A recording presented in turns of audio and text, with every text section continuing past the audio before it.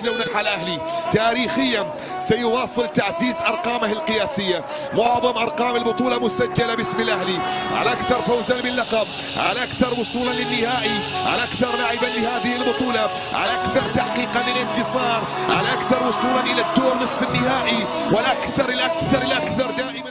القاضية ممكن، القاضية ممكن، شاط الكرة وجول، القاضية ممكن، القاضية ممكن، القاضية ممكن، سجلها ولد معلول، سجلها علي معلول، ملك الحلول، وي علي وي علي.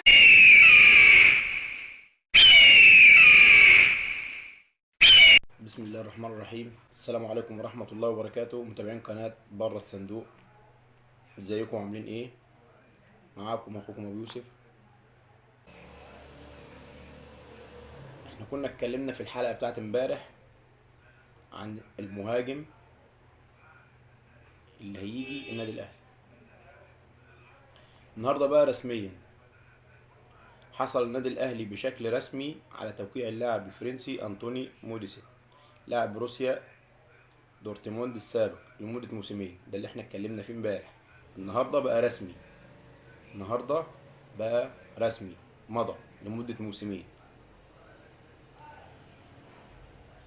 اتمنى يحقق نجاحات مع النادي الاهلي زي لوكا مودريتش، بالاخص ان لوكا مودريتش عنده 39 سنة، 39 عام، وبيلعب كأنه عنده 24 عام. فانا بصراحة يعني انا اتمنى ان انطوني يبقى زي لوكا مودريتش ويلعب وينجح مع النادي الاهلي.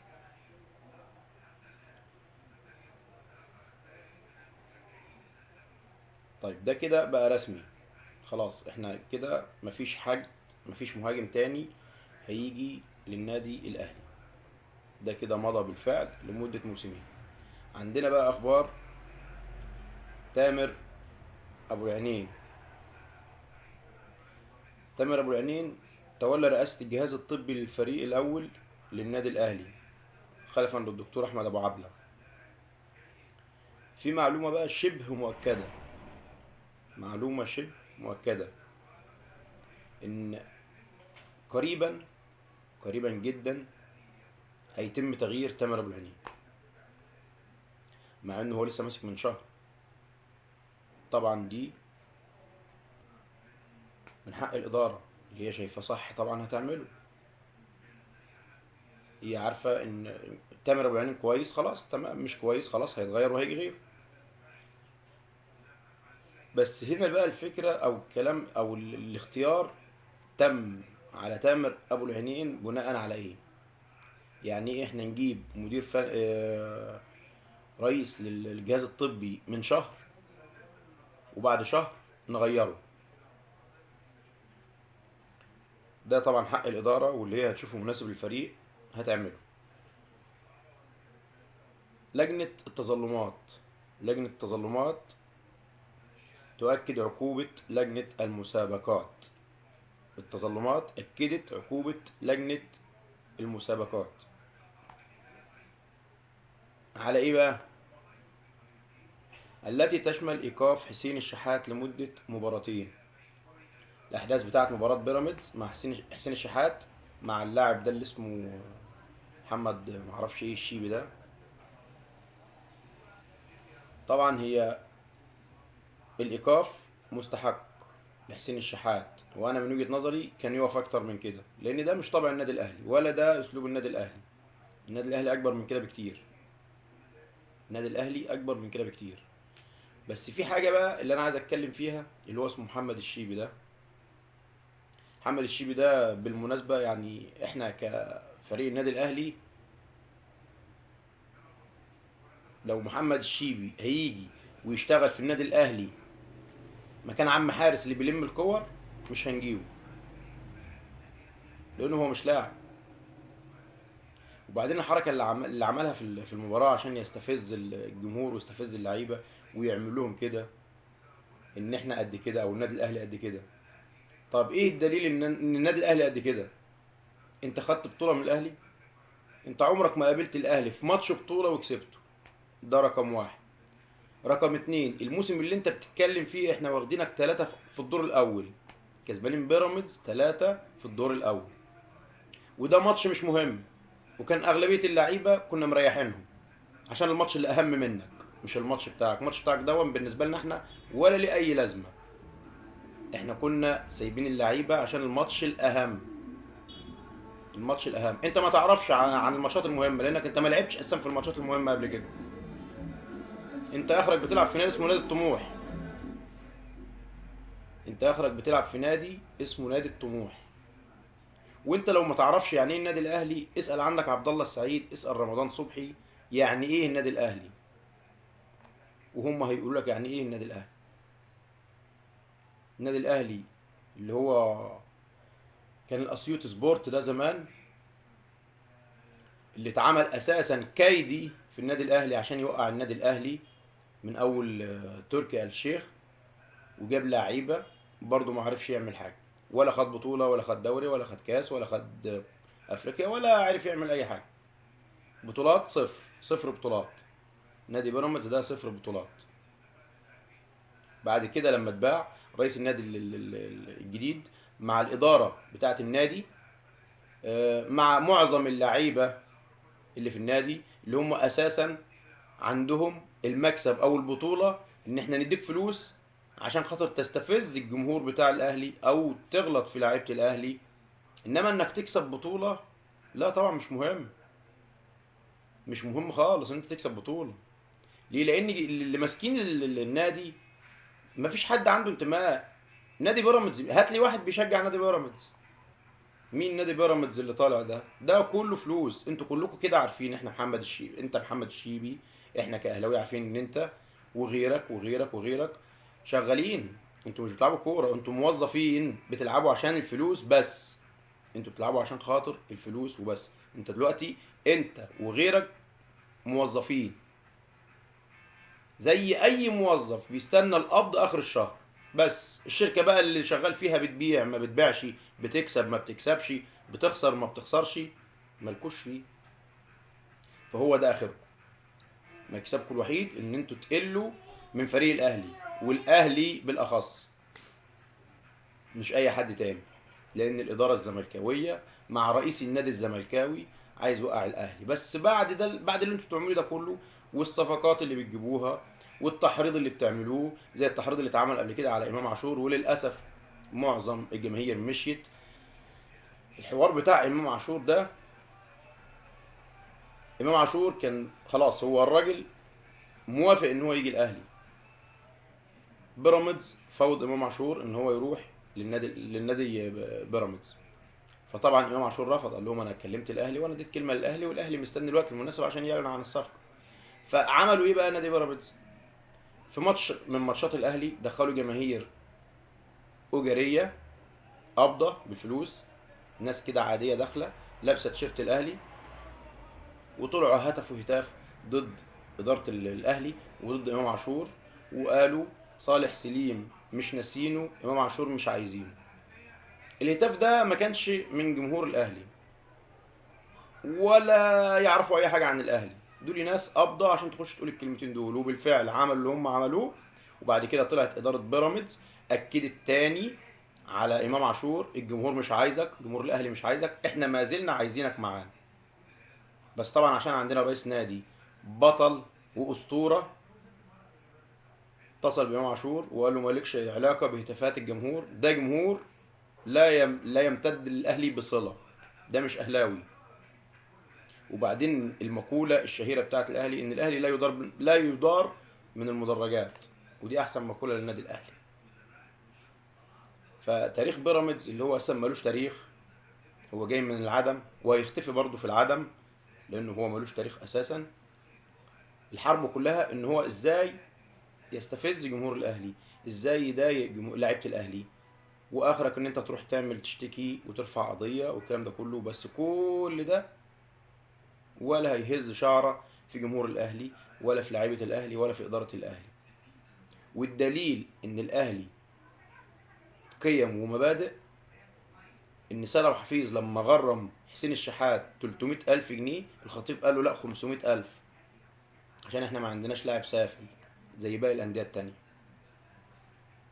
ده كان بخصوص القضيه بتاعت حسين الشحات. ولو حسين الشحات توقف ماتش واثنين وثلاثه، عندنا 11 حسين شحات تانيين هينزلوا وهيلعبوا. ده بالنسبه للجنه التظلمات اللي هي بتؤكد عقوبه لجنه المسابقات، وده طبعا قرار وعقوبه مستحقه 100%. طيب عندنا نقل لاعب منتخب مصر للمستشفى بعد انتهاء مباراة اثيوبيا بقرار من الجهاز الطبي للمنتخب. لاعب منتخب مصر بعد مباراة اثيوبيا في الدقائق الأخيرة اتصاب اللاعب وتم نقله للمستشفى بقرار من الجهاز الطبي. تم نقل اللاعب محمد حمدي إلى المستشفى بعدما تعرض لإصابة قوية في الكاحل. نتمنى له السلامة ويرجع سريعا وتكون إصابة خفيفة بإذن الله. طيب رابطة الأندية، الخبر ده بصراحة أنا من وجهة نظري لا، ده خبر يستحق التحية لرابطة الأندية. رابطة الأندية تعلن موعد قرعة دوري الموسم الجديد وأعداد الجماهير في المباريات. بتعلن الموعد بتاع القرعة بتاعت الموسم الجديد وأعداد الجماهير. تمام؟ أعداد الجماهير إذا هيبقى في مثلا بيتكلموا أو بيناقشوا إن الجماهير تزيد، يبقى في زيادة للجمهور، وإحنا نتمنى إن الجمهور تبقى الساعة الكاملة في الاستاد في جميع المباريات. إحنا مش زي أي حد، والدوري المصري أحسن دوري في الدول العربية وفي الأفريقية. رجعوا الجمهور وشوفوا الماتشات عاملة إزاي. مش تقول لي بقى دوريات بتلعب عشان خاطر معاها شوية فلوس تروح تجيب لعيبة من بره. لعيبة ايه؟ دي لعيبة كسر. هم رايحين يشتروا اسماء مش رايحين يشتروا لعيبة. رايحين يشتروا اسماء مش رايحين يشتروا لعيبة، مع احترامي للعيبة. بس لما يطلع واحد يقول لك احنا بعد ماتش الاهلي والاتحاد انا هسميه كفاية حرام، لا لا لا، مش كفاية حرام ولا حاجة. انت مين انت اصلا عشان تعرف تاريخ الاهلي؟ انتوا لما عملتوا ماتش عندكم في السعودية لاعتزال لاعب، خدتوا الاهلي يلعب منتخب السعودية وكسبناكم على ارضكم. ده الطبيعي يعني. هو ده الاهلي. اللي ما يعرفش تاريخ الاهلي يراجع نفسه ويقرا في التاريخ وهو يعرف مين هو الاهلي. طيب رابطة الأندية تعلن موعد قرعة دوري الموسم الجديد وأعداد الجماهير في المباريات. تحدث شريف صالح عضو مجلس إدارة رابطة الأندية المحترفة عن موعد الإعلان وسعة الجماهير في الموسم القادم. بالمناسبة رابطة الأندية المحترفة طلبوا بزيادة الجمهور. هيتم الإعلان عن عدد الحضور الجماهيري. الأعداد هتزيد زي ما قلت. هيتم الإعلان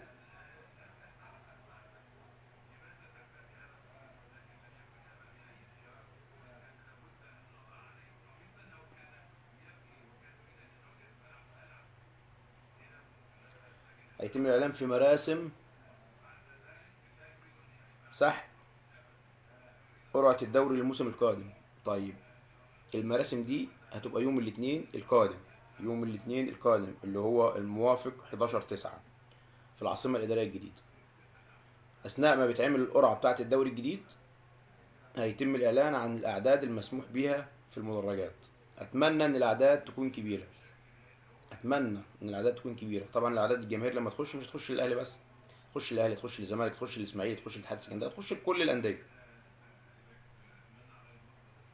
عمرو وردة يعود إلى الدوري المصري رسميا. تحدث مدحت وردة والد اللاعب بعد فسخ تعاقده مع الرجاء المغربي بعد 7 أيام من التعاقد. عمرو وردة الانتقالات الصيفية الحالية مضى العقد مع الرجاء المغربي بعد 7 أيام فسخ العقد. طبعا هو تحدث مع المسؤولين وقال لهم انا مش متأقلم ومش منسجم مع اللعيبه فانا مش هقدر اكمل، ففسخوا العقد ورجع للدوري المصري. رجع وجهته فين بقى في الدوري المصري؟ لنادي فاركو، مضى بالفعل لنادي فاركو لمدة موسم واحد بدون الإعلان عن ثمن الصفقة أو المبلغ اللي هيتقاضاه اللاعب عمرو وردة.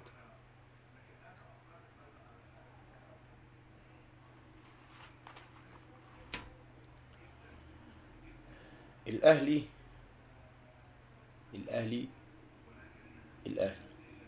أي لاعب مهما كان لو لعب في أي نادي تاني، يعني حطها قاعدة أساسية، 99% من لعيبة الدوري المصري لو لعبوا في أي نادي تاني غير الأهلي وانطلب منهم إن هم يعملوا أي حركة استفزازية للأهلي هيعملوها. لا، لسبب لأنهم هم بيلعبوا في نادي فلازما يبقى انتمائهم للنادي اللي بيلعبوا فيه. بس ساعة ما يجي عرض رسمي لأي لاعب مهما كان في أي نادي مصري، جاري هيجري على النادي الأهلي وهيسيب النادي اللي هو فيه. طيب الأهلي يخطف صفقة جديدة من الزمالك. الأهلي حصل على توقيع لاعب جديد من نادي الزمالك. نجحت إدارة النادي الأهلي برئاسة الكابتن محمود الخطيب بيبو في خطف صفقة جديدة من الزمالك بعد صفقة إمام عاشور. وأكدت المصادر أن النادي الأهلي وصل إلى اتفاق مع اللاعب سيف عابد لاعب فريق كرة الطائرة بنادي الزمالك. لاعب فريق كرة الطائرة مش القدم، لاعب فريق كرة الطائرة بنادي الزمالك بعد انتهاء تعاقده وعدم التجديد لنادي الزمالك.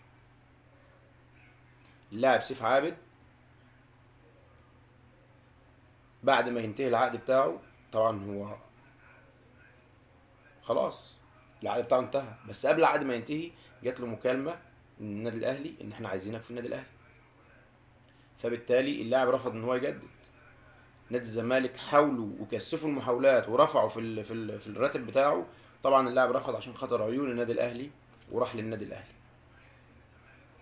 منتخب تونس يرحب باقتراح الأهلي. رسميا منتخب تونس هيستبعد علي معلول من المباراة الودية القادمة مع المنتخب المصري. منتخب تونس وافق انه يعفي علي معلول من المباراة الودية عشان يشارك مع الأهلي في السوبر الأفريقي.